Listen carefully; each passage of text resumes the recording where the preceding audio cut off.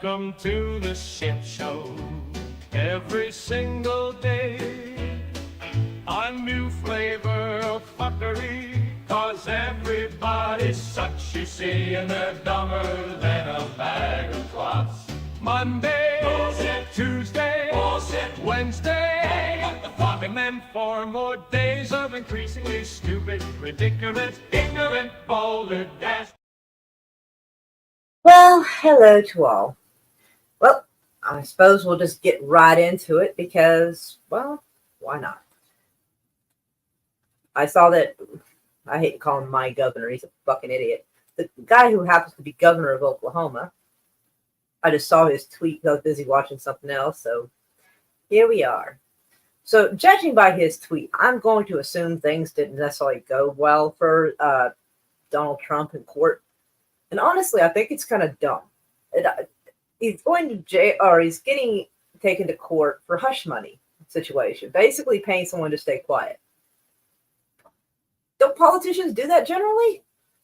Now, don't get me wrong. I'm not saying what he did was right or wrong. Just, it seems they go for him real hard. And I'm trying to, and usually I can try to figure out who's doing what by what's going on. But this seems to be a confused mess that all sides are in.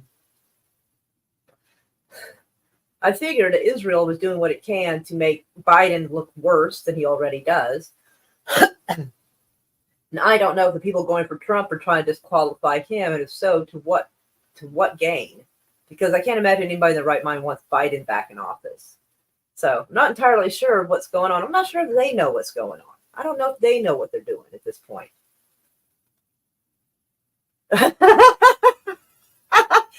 I don't remember what movie that is from, but that's funny as fuck.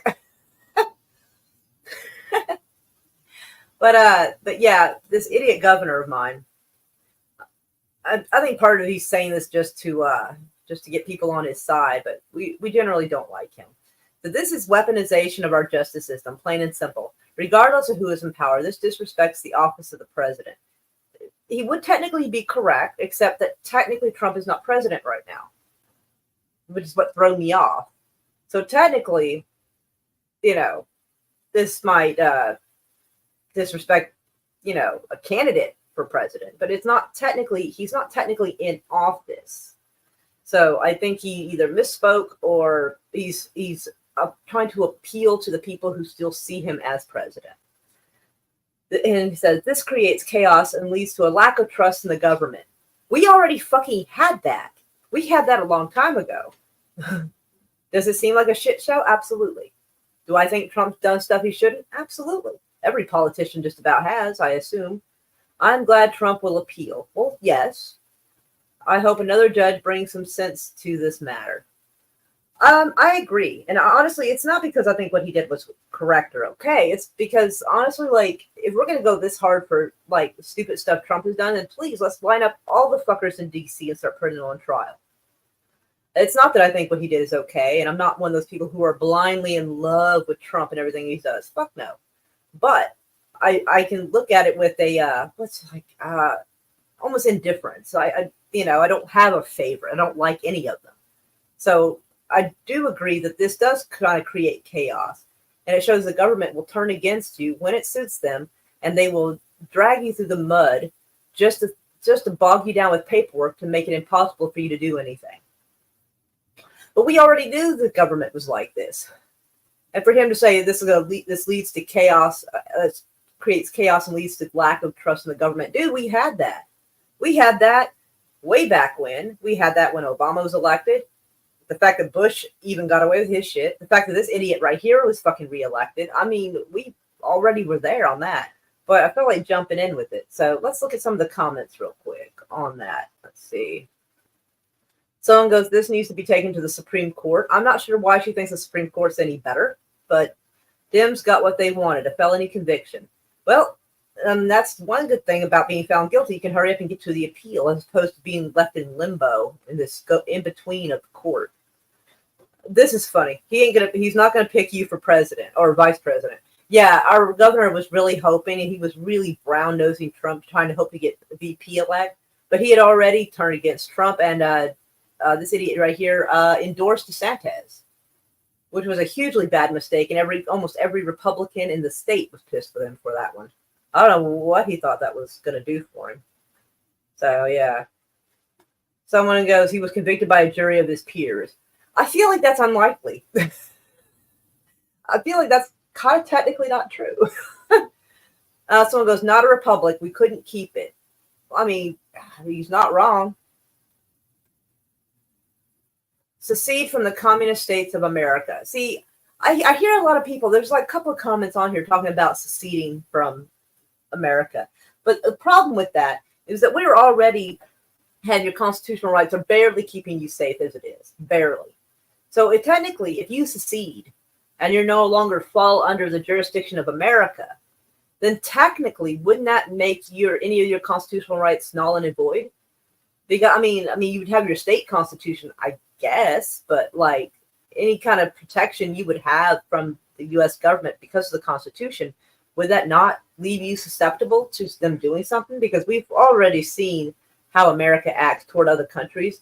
I personally do not want to be on the receiving end of their foreign policy. You know what I mean? That's not something for me. Let's see. This will backfire bigly. I believe that it will. Not sure what will happen. Usually I can kind of take a good guess, but this one's kind of a mess, to be honest.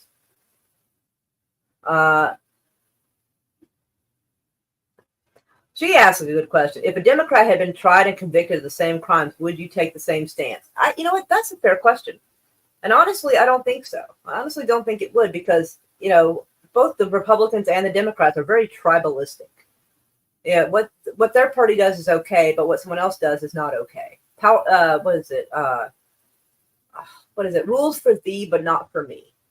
I think that's the term. So I imagine his stance would not be so strong. Oh my goodness. Hello, Daniel.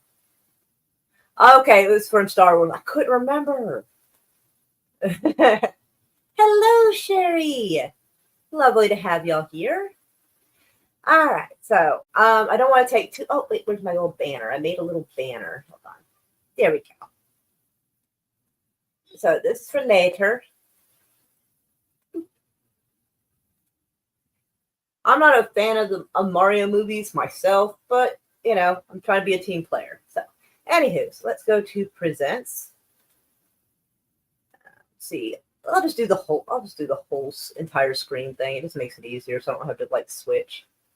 All right, so let's jump into the rest of this mess. Oh, I don't know why it's doing that where I can't scroll it very well. Well, hold on. Nope, it's missed. Anyway, so Israel's 9-year war of spying, hacking, and intimidating the ICC is exposed.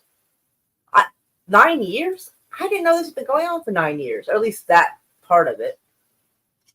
Someone goes, good morning. Israel has run almost decade-long secret war against the International Crimes Court, deploying its intelligence agency to survey, hack, pressure, smear, and allegedly threaten senior ICC staff.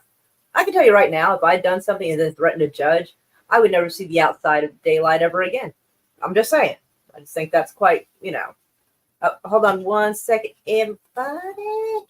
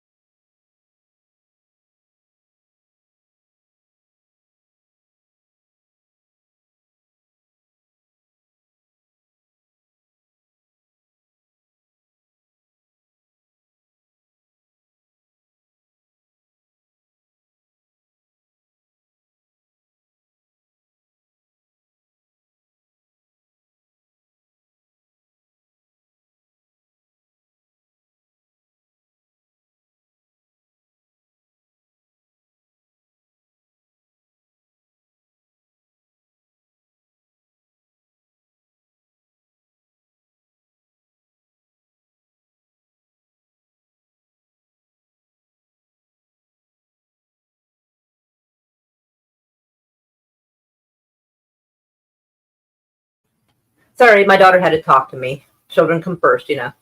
So, anywho's, don't remember where I was at on that, but I really, I really feel that like this is grossly inappropriate, and for a lot of reasons. I mean, now I'm not necessarily one for like bootlicking the law or anything like that. Like, you know, fuck the government, fuck the police in general. But there does have to be some layout of order and how to handle things. And if you've got some country, or including ours, going so rogue that it wants everybody else to follow a certain set of rules, but then starts threatening judges and everything, it's nobody should be above the law. Not Israel, not us, not anyone. And honestly, I don't know how this is going to play out. This is a fucking mess. I mean, I've never seen the mask come off quite like this on any situation before. But yeah. Oh, and somehow 300 and how the fuck a $320 million makeshift pier in northern Gaza was built to, I guess, help with humanitarian aid. Somehow broke apart in the sea, and like it broke supposedly from a storm. So I'm half tempted to look up to see if there was actually any storm. But you spend $320 million on a pier and it broke in like 2 weeks. Oh, that's the biggest load of shit I've ever heard. I think it was probably sabotaged, to be honest. And it's hard to imagine that a pier would cost that much. Fuck, especially when it breaks that easy. But anyway, so apparently Lebanon backtracks on ICC jurisdiction to probe alleged war crimes. Oh boy. Lebanon has reversed a move to authorize the International Crime Court to investigate alleged war crimes on its soil, prompting a prominent rights group to deplore what it calls a loss of historical opportunity for justice. I am trying to figure out what happened here. Either Lebanon knows that something they did is going to get seen and they don't want it to, or they, you know, they got intimidated or bribed by somebody. Because right here, Lebanon has accused Israel of repeatedly violating international law since October. I mean, correct. In fact, if I remember correctly, Israel took a shot at the Lebanese embassy, or at least the consulate, where the office is next door to it. So, yeah. So when the Israeli military and Lebanese armed groups Hezbollah began trading fire in parallel with Gaza war, Israel's shelling has killed 80 civilians in Lebanon, including children, medics, and reporters.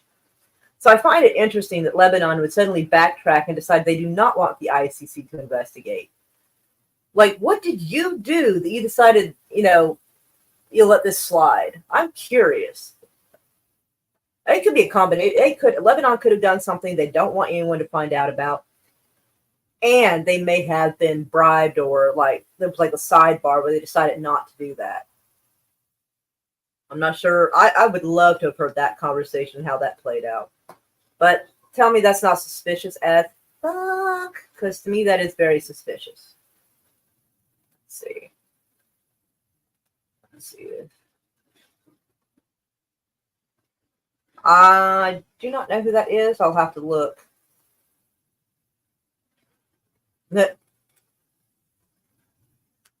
Maybe. Except peer pressure. That's awesome. I love that. That was cute. Y'all are adorable. I love y'all. Goodness. All right. So yeah, I'm maybe the next month or so, maybe we'll figure out what Lebanon is hiding, because either they got bribed or they got threatened, or they realized that maybe they were about to get themselves in trouble too, because they don't have the same backing and protection that Israel does. So sinking the ICC on Israel is a challenge, but Lebanon, it doesn't have the same protections. So if they committed a similar crime that Israel did, they're not going to be protected. They will get in more trouble than Israel would, and they probably just realized that.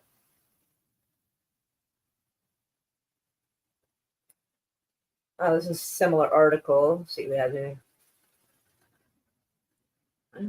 We're both lawless regimes, sadly. No, this is basically like the same article a minute ago. Okay. But, okay. Apparently everybody's talking about this. Israel and the U.S. congressional mafia. I mean, they're not wrong. Like, I feel that's fairly accurate statement. Senator Lindsey Graham. Fuck, I hate this guy so fucking much. Jesus. That guy's gotten like over $1 million from AIPAC just to run his fucking mouth on Twitter. Senator Lindsey Graham was bursting with contempt for the International Crime Court, which he grilled Secretary of State Blinken at May 21st congressional hearing, wagging his finger. And he warned if the ICC gets away with issuing arrest warrant for Benjamin Netanyahu and for Minister Gallant, we're next. See, when Lindsey Graham says, if Israel gets in trouble, we're next, that tells me he's not saying that Israel's innocent. He's afraid he's going to go to jail. So that would tell me that, considering how almost impervious America and Israel are to actually getting any kind of like punishment for anything, I imagine something really bad might be in the horizon. I'm assuming Lindsey Graham knows they are guilty as shit of probably a whole bunch of stuff that we don't know about. And if an ICC does investigate, they might stumble across it. Because that, like I said, that's a weird thing. And I used probably a kind of a weak ass example before when I was talking about this. But let's say that you robbed a bank and you know, there's a chance you're about to get in trouble. And I said, well, if he gets in trouble for robbing the bank, I'm next. Boy, that sounds guilty. It sounds like I was participating in it.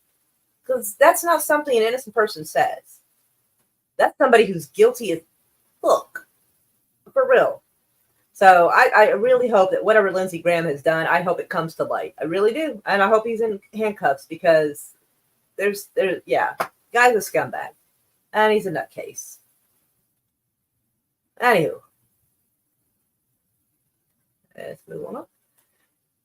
Yeah, this one makes me really wonder. The U.S. gave sensitive plans for over 1,000 American weapons to the Ukraine, says two officials who gave only cryptic hint as to what they are. Gave plans for 1,000 weapons. Plans? You mean like to build them? Is that what they mean? Two senior U.S. officials told the New York Times that Washington has sent plans for more than 1,000 weapons to Ukraine. The reported transfer comes amid the push for the West to help Ukraine boost its domestic weapon production. Okay, so it is like blueprints, I guess. Ukraine just needs to give it up. It's completely fucking ridiculous. It's an absolute theatrical mess over there. The officials declined to say which weapon plans were included, but left a clue, per the New York Times. I hate that per this and per that. I fucking hate that. You ever get that as like per my last email? That makes me want to punch somebody because I feel like that's the start of a fight. So when you say per this, that's immediately what I think. Anyway, the U.S. has given Ukraine manufacturing plans for more than 1,000 American weapons in hopes of helping Kiev bolster its own production. Considering the kind of weapons we have and the kind of shit we are capable of, I don't think Ukraine should have that. I'm not even sure we should. This is going to be definitely one of those things. Our history of helping certain groups or countries has never come short of biting us in the ass. I mean, remember, it was a long, long time ago, but remember how everybody kind of wanted to fight off the Soviets, and so they gave people in Afghanistan training and weapons and the means to fight off the Soviets in the early mid-60s, and that later became Al-Qaeda? Yeah. And didn't we train and weaponize police forces in Iraq, and didn't that kind of go to shit? There's a pattern here. Fuck me. I swear to God, I can't be the only one that sees that. I assume people in Washington, D.C. do this on purpose. They fucking do. So that way they know that 20 or 30 years from now, we'll have another war we have to fucking fight. Of course. According to the New York Times, These two officials were William LaPlante, Undersecretary of Defense for Acquisition and Sustainment, and Douglas Bush, Assistant Secretary of Army for Acquisitions, Logistics, and Technology. Oh my God, that sounds like there's probably some really fancy fucking weapons. And you know it's going to be used against us in some way. Because Ukraine's kind of a scandalous bunch. So, like, they'll take some of the stuff and then turn around and sell it on the black market to raise more money. And so, you know, they're going to take this technology and they're going to sell it to any country around the world that's going to give them money. To whoever suits them at that time, because they have no loyalties. Well, most countries don't really have a lot of loyalty. It's kind of the highest bidder situation. So we're giving them plans for 1,000 different types of weapons that we make. God only knows how dangerous those, on like a mass scale, how dangerous those weapons are. And we're giving it to some fucking nutballs that are probably going to turn around and start selling weapons. Because if they're making their own weapons, because they're talking about helping them bolster their own weapons production, they're not making the weapons just for them to fight Russia. They're going to be making those weapons to sell to Afghanistan, Iraq, to China, to fucking whoever.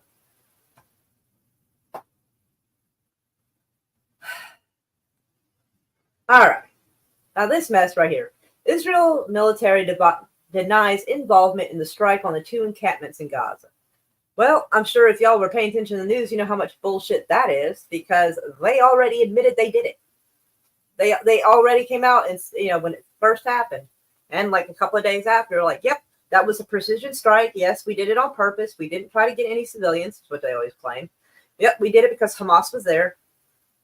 And when they realized for some reason this particular strike really pissed off a whole bunch more people than it normally does, they are now backtracking, going, oh, that wasn't us. That wasn't us. Oh, sure, of course not. Of course it wasn't fucking you.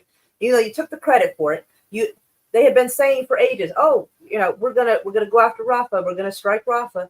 They kept saying it, and then they did it, and now they're gonna claim they didn't do it.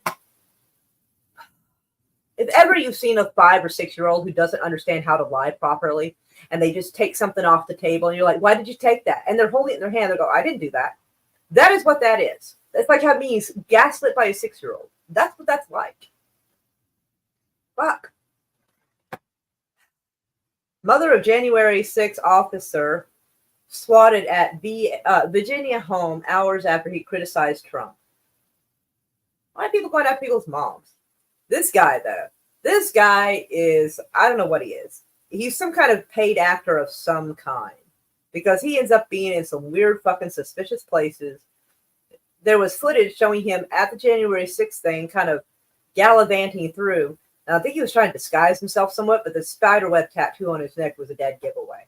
And then he shows up in front of some like congressional hearing, acting like he was, you know, this officer that was trying to keep things under control. It was fucking weird. Like that whole thing, this guy. Like, what's his fucking name? Michael Fanone, I guess. Yeah, you Google him, you'll see all kinds of silly shit about this guy. But let's see, he was violently assaulted January 6th. The fuck he was. Hold on. On Tuesday, outside the courthouse hosting the hush money trial. Oh, he criticized former Trump outside the courthouse. And hours later, his mom says she was swatted in her Virginia home. See, I don't get that. Why swat his mom? Just swat his house. Why his mom? That seems fucking weird. His 75-year-old mother, no less. Why the fuck? That seems kind of shitty. You do that to someone's 75-year-old mom. Well, swatting him would have been funny as fuck. But, like, his elderly mom, that's kind of not cool. It's not her fault he's a piece of shit. Damn. Ah, God. I mean, to be fair, everybody criticizes Biden for everything. So, I mean, he can just get in the back of the line, get in queue with the rest of us. But yeah, he's upset because Biden is not backing the ICC sanctions. The fact that you're sanctioning a court, the International Crime Court, where like bad guys from like all over the world are supposed to be able to stand trial if they've done something wrong. And my issue with this is, all right, maybe not everybody thinks so, but a lot of people are out there are worried that American government is going to even more so turn against its people. If they do this, and let's say Alex Jones, for the hell of it, let's say Alex Jones is right. Let's say that we're going to end up in FEMA camps and have those like weird ass coffin liner looking things, the whole bit. Let's say, for instance, that is correct. Who do you think is going to put our government on trial for doing it? It would be an international crime court. Because maybe, if we're fucking lucky, maybe Russia, for whatever financial interest they may have, might be the one that would be crazy enough to maybe try to stop it. Maybe. But if our government was to ever turn on us or let us be invaded, because a lot of people are worried they're going to let the UN come in and police state us. Who do you think we would be taking Washington, our politicians who are guilty, where would you think we'd be taking them to be tried? The Hague, the ICC. That's where they would go. So, I mean, it's a flimsy chance that we would survive it, or, maybe it would happen. But that's basically, and so Netanyahu is wanting America and the rest of the world to turn their back on the ICC. I mean, that's kind of the last resort to, take our politicians to be punished if they do something to us. And this is for anybody. And so the idea that it'd be, I feel almost similarly that if, like, say, Biden wanted to discontinue our Supreme Court, I would think that would be a very bad sign. And so I really feel like there is a dangerous precedent that is on the horizon here if he gets away with having people turn their back on the ICC. Because they wanted to defund the UN and just basically dismantle the ICC. That is not good, especially for a country that has constantly claimed that it's being attacked, that it's constantly in fear of being destroyed. You would think they would want a criminal court there to help protect them and put people on trial that went after them. You would think. And a lot of the people that are talking shit about the ICC right now, last year were actually singing the praises of the ICC when they were talking about putting out an arrest warrant for Putin. So last year, they actually believed in the power of the International Crime Court, and now suddenly it's not convenient to do so. Interesting. Now let's see. Was there something else? Oh, yes. This shit. Oh, hold on. Oh, hey, Frosty Brock. Why is my mouse not working? Okay, there it is. All right. Oh, hello, Chef Nation. Holy cow. How are you? I hadn't seen you forever. I don't know what happened to you. Hello, Matt Cheatwood and Sashi. Apex. Frosty Broccoli, the one-man show. Lovely to see everybody. Yes, he is a bit of a fearmonger, but there are times where some of the stuff he says does have some credence. And it certainly does have, it's good to at least keep an eye on what he talks about. If you don't 100% believe it, it's good to at least, make sure it's not something that's going to happen. I outgrew Alex Jones back in like 2011, 2012. He started getting kind of extra off the hinges for my liking. But it did kind of get me to where I was kind of opening my eyes and seeing things from a different way. We'll be the ones putting them on trial. Maybe. If not us, no one will. Well, it's not a guarantee because our entire country is corrupt and fucked. I don't know. Because, if you look at like what happened to the Bosnian genocide, they had to put, I forget one guy, they put on trial, and another guy called Milosevic. The country itself didn't put him on trial because it was definitely in no condition to do so. So, I don't know, but it's good to know. It would be good to make sure it's not, as I understand it may well be wrong, but the ICC has no more power than the UN. Well, there needs to be something that can be done. Because there needs to be a proper checks and balances of things. And right now, it's not good. They do openly state they want to eliminate all Palestine. Yeah, I know they have, and that's awful. Right? And speaking of some manipulation, I don't know what to make of this shit, but I don't know if y'all saw this, but wait till you fucking see this mess. The fucking Ayatollah Khomeini. Listen, Mr. Ayatollah Khomeini, if you're fucking listening, let me explain something. Just because I believe in a free Palestine does not mean I like Iran. please understand that I can hate more than one country at a time. And the enemy of my enemy is not always my fucking friend. Their human rights violations are completely off the charts as well. Fuck them too. Dear university students in America, you are standing on the right side of history. Dude, shut the fuck up. I wish you had been in the helicopter with your fucking president right now. All right, first off, he can't be completely fucking stupid. He has to understand how people see him.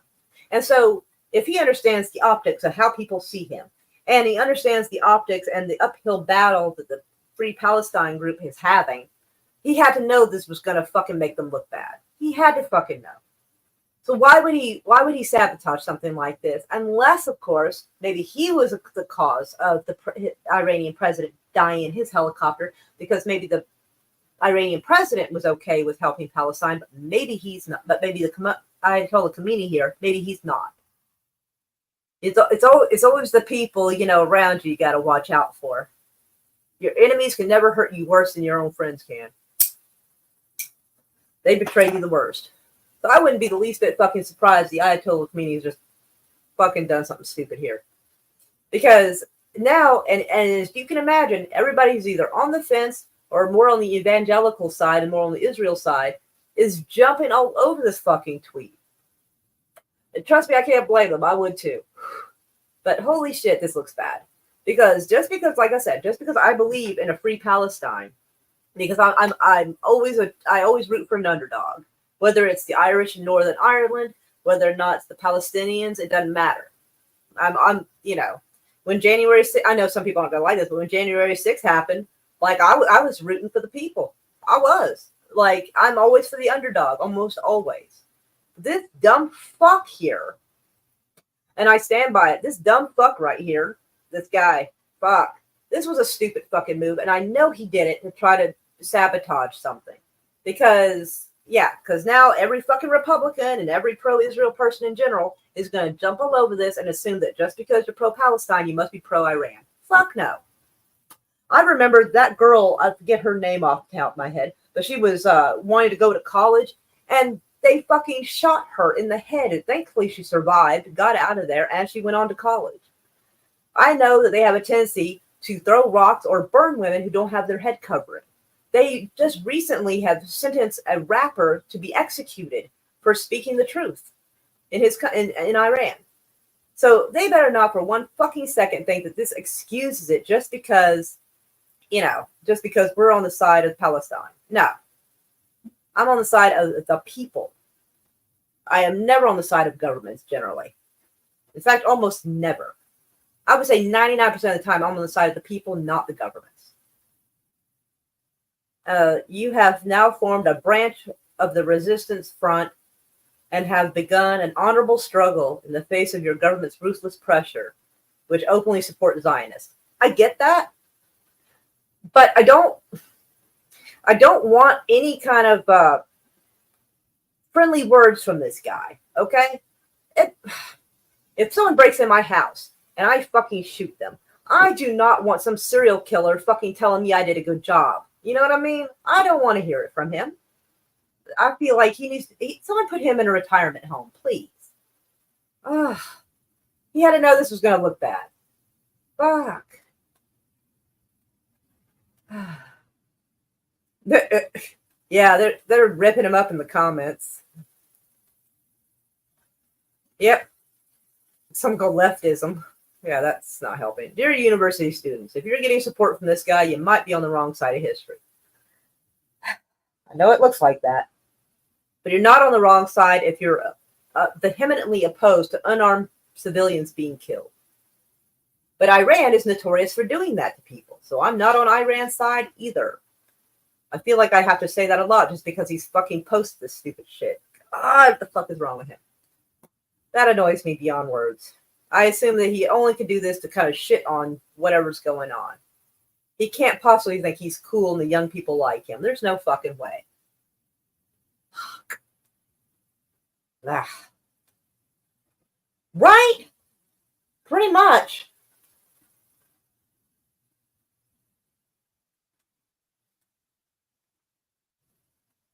That's absolutely correct. They did not. before the Iranian Revolution or the Islamic Revolution or whatever the fuck people want to call it, tomato, women were, they could wear pretty much whatever they wanted, mini skirts or head veils, they were able to do it, no problem. I've seen pictures from back then. They were very westernized. And I'm assuming a lot of the tampering happened when America decided they were going to get in there and fuck with shit and run the Shah of Tehran off. And here comes the Ayatollah Khomeini. And here we are with this fucking mess. So, yeah, like I said, fuck that guy. From what I've seen and heard, both sides of the Zion-Palestine conflict are genocidal. The Palestine side is not. I mean, I think anyone who gets too much power could be. And that's where I really feel like the whole checks and balances of people being able to check each other properly are important. Because any group that gets enough power is dangerous. I mean, is all through history has shown us this. China went unchecked, killed shit tons of people. Germany went unchecked, killed tons of people.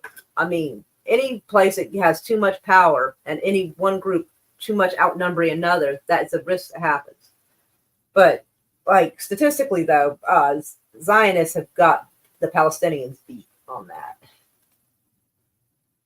Religion, yes, absolutely.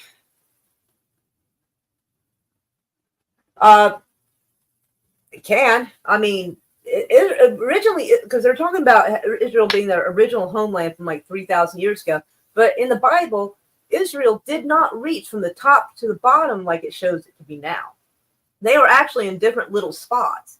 You had the kingdom of Judea, you had Canaan, you had like a whole bunch of different areas. Israel was actually a very small part.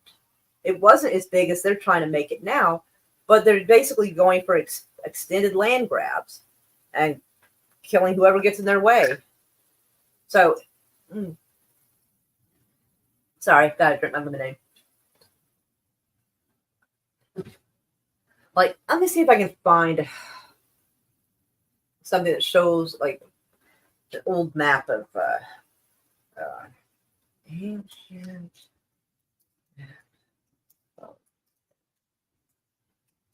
Let's dang it. Sometimes my keyboard doesn't quite work correctly, so it skips a word.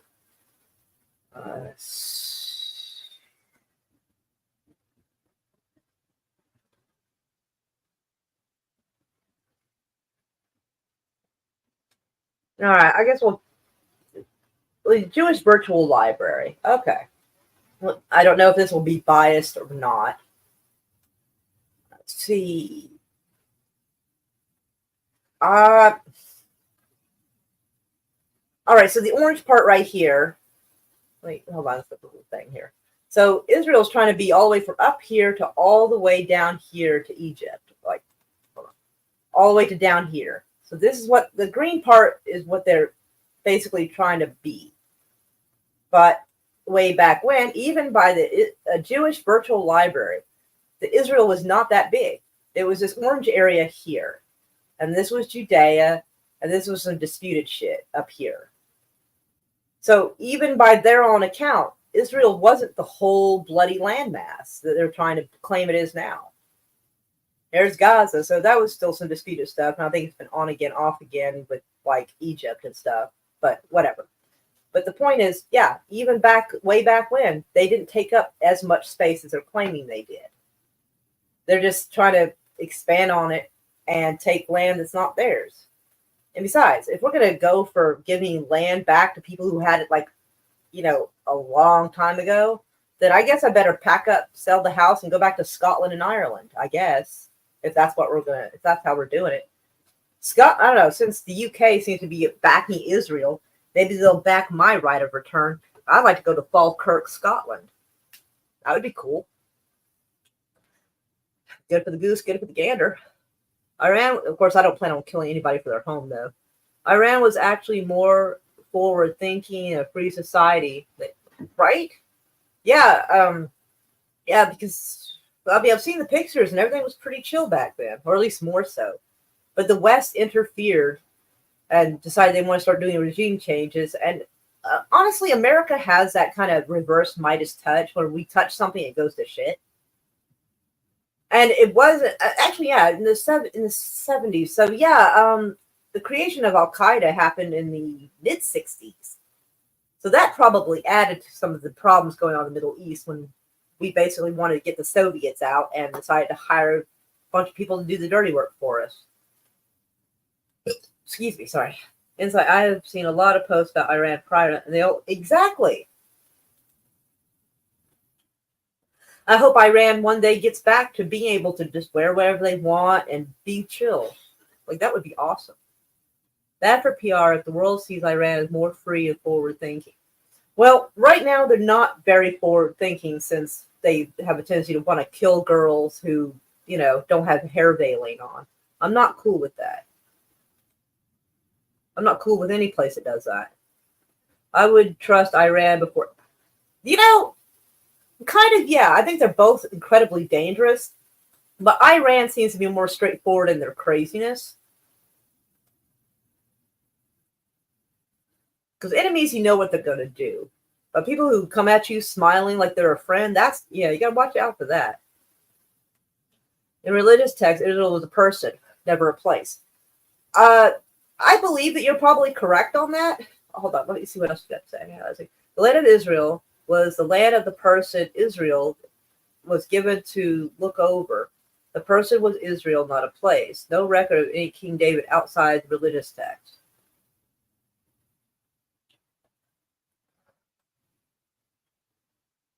Right on.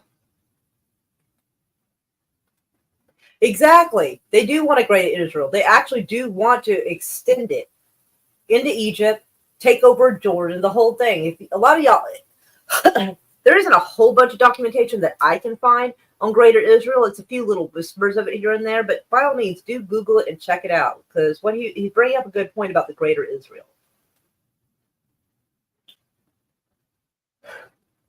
I've found some areas where it's like there is some talk of it, but I think the country itself was not officially officiated. I don't know what you'd call it. Made official until 1948, but it was still in the process. It's kind of like Oklahoma became an official state in 1907, but we were still the Oklahoma Territory for a little before that, though. But yes, but yeah, I mean, you're pretty much right, though. My point is all the land covered by Israel between the Jordan and the Sea.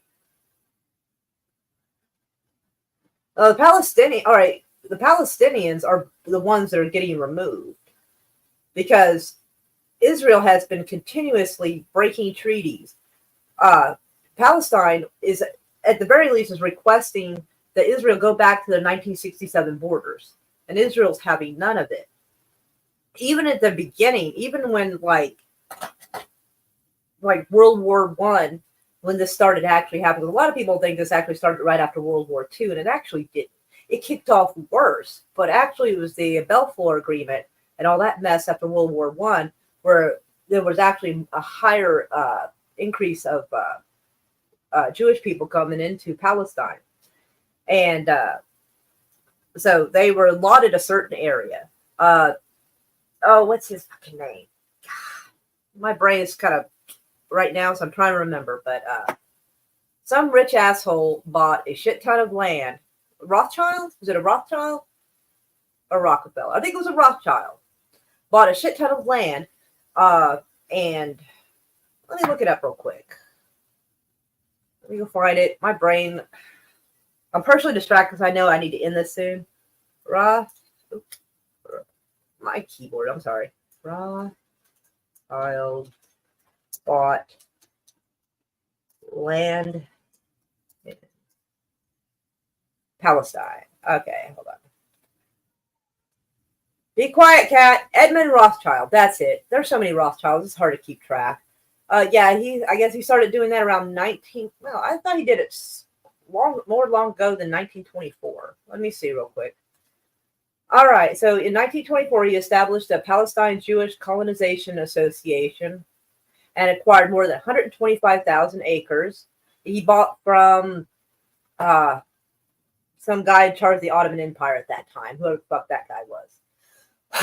You get the gist of it. I'm not always good with names, but so yeah, and nobody really had too much of an issue about the land that was bought, and that, that's fair, but It's this land they started going and trying to expand on and started taking past what was supposed to be theirs.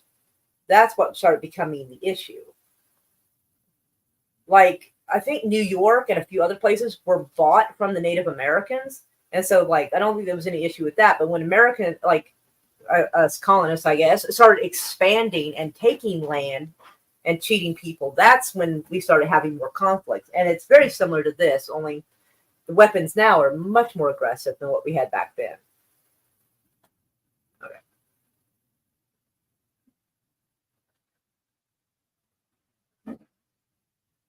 Well, Israel, it's really hard to get away with wiping out a bunch of people and having the world still on your side. Yes. Yes. And so that's part. I mean, honestly, I feel like they would have done even more if it weren't for the fact that a bunch of people had phones and, you know, a lot of the videos. Cat, get away from the door. I have a cat pawing at the door. Sorry. Anyway, but I mean, that's one of the reasons I think they want to take down TikTok is because it created such a firestorm. Because in any military conflict ever, we've never seen it quite so uncensored as so almost in real time. And I can imagine that if, you know, if they weren't getting public scrutiny, it would be probably a lot worse because it's already pretty bad. But again, making millions of people disappear is very difficult to do.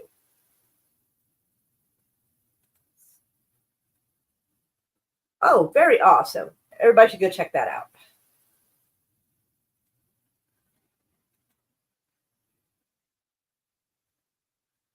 Exactly.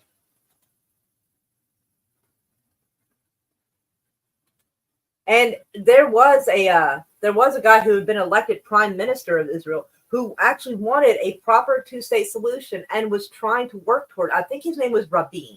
I think, and I think it was one of the first times Netanyahu was actually kind of coming up on the public scene to run for prime minister, and Rabin won, and Rabin was killed not long after. Let me see. Let me see if I can find it for y'all real quick. Let's see. I think this is him. Okay. So, yeah, he was murdered. Let's see. He was an Israeli politician, statesman, and general. He was the 5th prime minister of Israel, serving 2 terms. He was assassinated in 1995. He was born in Jerusalem to Jewish immigrants from Eastern Europe and was raised by a labor Zionist household. So yes, Rabin had been elected and was trying to encourage a two-state solution, I do believe. And it says, how was he assassinated? I believe he was shot. Rabin was killed by a Jewish extremist named Yigal Amir. I'm doing the best I can. I cannot. Who was angry about the Oslo Accords, in which Rabin agreed to cede some of the territory occupied from the Six-Day War in 1967 to the LPO, for short, in exchange for peace.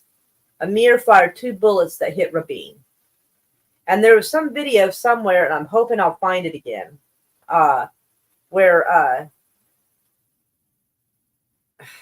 when did he become prime minister? This may actually play a part in it.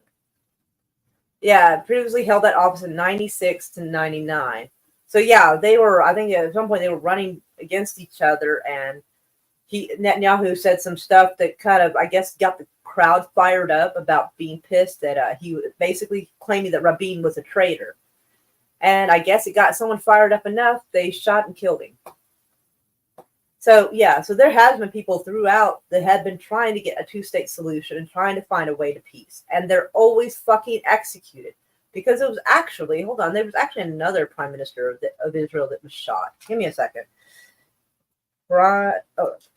Israeli PMs that were killed. Because I think there's another one too. There was another guy. I don't know why he's popping up. He wasn't killed.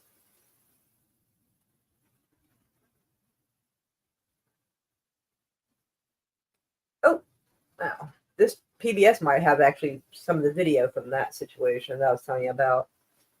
But let's see. I think there was another guy as well. I just seem to be the only one they're talking about. Rabin was assassinated with Netanyahu's cooperation. And that's from the Times of Israel. That's their own bloody publication saying this. Wow. I didn't know they'd be that fucking honest. Holy shit. All right. I don't know the name of the other prime minister, but I think it was in the early 60s. So I guess someone will have to Google that because I'm going to wrap it up now because I want to go and get ready for Raquel's live stream. It should be starting here in a little bit. Right. Now that was a doctor charter. Let me see real quick. Let me see if I can go find it for you because a lot of people were saying that and other people were saying just go look. So hold on. For heaven's sake, what is that? I don't even open that. Because it says Zionist. Oh, dang it. It says Zionists, not Jews, and there is a difference because it's the ideology.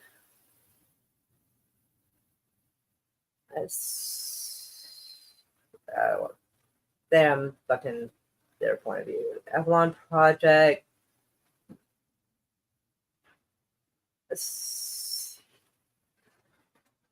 I guess we could check this one because I think they had changed it.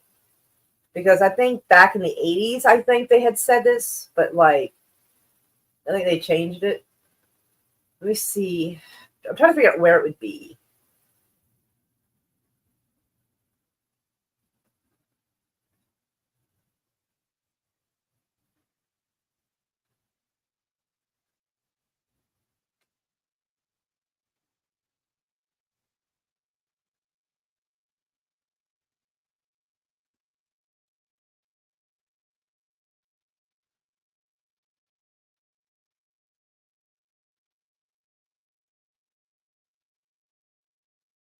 Yeah, I think this is one from 1988, and I think they kind of changed it because I mean, people can change kind of how they see things, but like,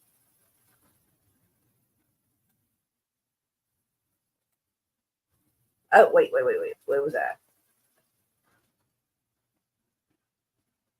Okay, all right, accept. All right, since its creation in 1987, Hamas has invoked militant interpretation of Islam to spearhead a Sunni extremist movement committed to destroying Israel. Hamas distanced itself from the long-standing Palestinian liberation. All right, so they've distanced themselves from that. The umbrella organization for disparate Palestinian factions that range Marxist, secular, national, blah, blah, blah.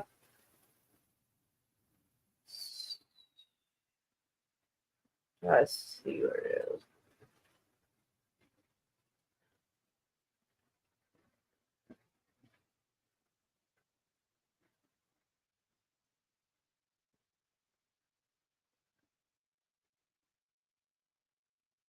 If I knew I was going to be looking this up, I would have like tried to figure, like looked at it earlier so we wouldn't have to like dig through this trying to figure out. Oh, yeah. Yasser Arafat had signed that agreement with Rabin. And Yasser Arafat was also assassinated. He was poisoned with polonium or something like that. I don't remember exactly.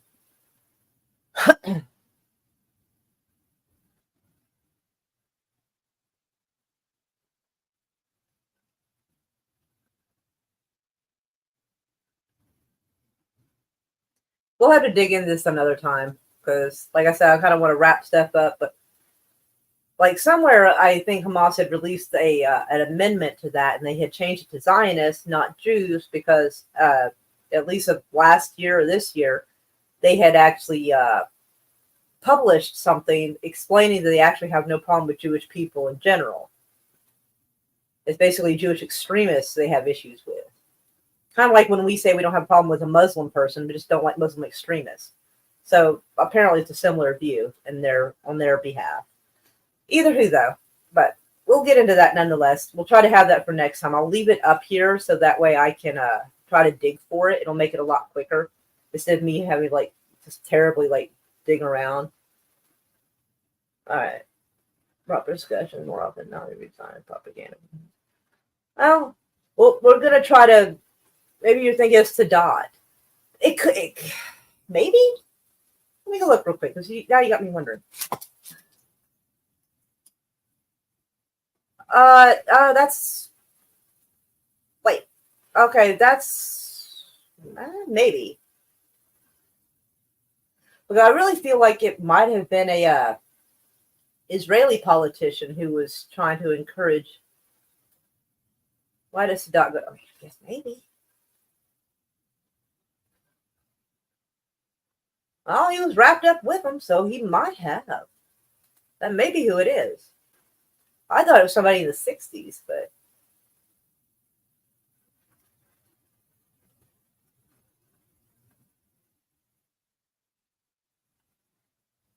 Yeah, Camp David Accords. That sounds right. So this may actually, okay, so it may not have been an Israeli politician this time. I guess maybe it been him.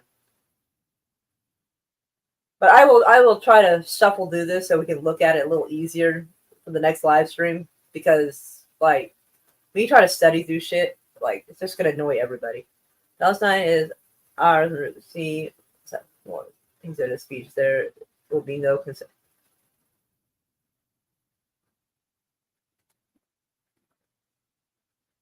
I mean, I get it though. I mean, I do kind of understand because they have been spending the last like 70 years taking land that they weren't technically supposed to have because they had bought some land, but then they started going past that.